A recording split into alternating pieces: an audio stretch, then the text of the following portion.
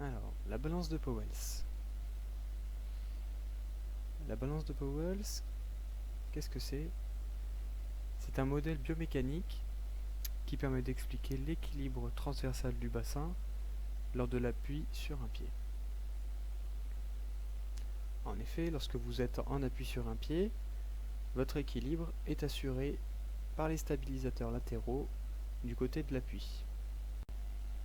Si vous présentez une paralysie ou une faiblesse au niveau de ces muscles stabilisateurs latéraux, l'action du poids de votre corps va entraîner une rotation du bassin autour de la hanche et entraîner une chute de l'hémibassin contralatéral. Voilà.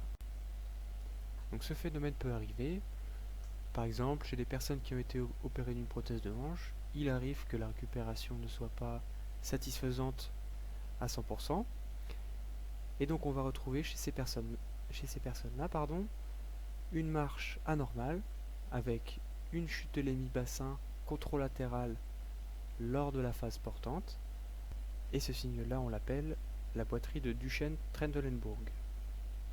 Dans le plan frontal, le système hanche et bassin se comporte comme un levier du premier genre, c'est-à-dire que le pivot, qui est représenté par l'articulation de la hanche, va se situer entre la force exercée par le poids du corps et la résistance des stabilisateurs latéraux. L'équilibre de ce type de levier se définit tel que le moment de force du poids du corps plus le moment de force des stabilisateurs latéraux doit être égal à 0. Le moment de force, c'est le produit de la force et du bras de levier. Dans ce cas de figure, l'angle du col fémoral est normal et d'environ 125 degrés.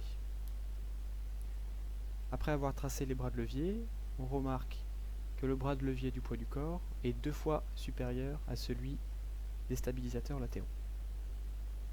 Ainsi, après l'application numérique, on peut dire que le moyen fessier doit développer une force équivalente à 2 fois celle du poids du corps situé au-dessus de la hanche pour maintenir le bassin horizontal.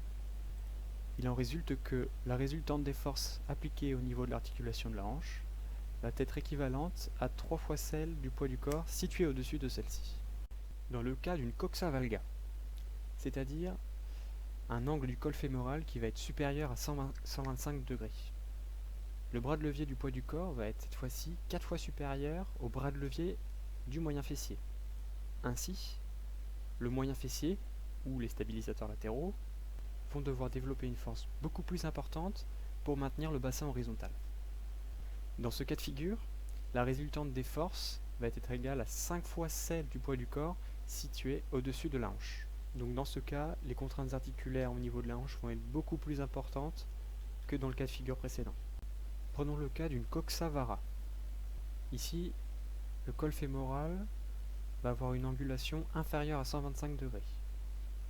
Le bras de levier du poids du corps va quasiment être égal au bras de levier des moyens fessiers. Donc, les stabilisateurs latéraux devront développer une force qui va être quasiment équivalente à celle du poids du corps pour maintenir l'horizontalité du bassin. La résultante des forces au niveau de la hanche va être beaucoup moins importante que dans les deux autres cas de figure.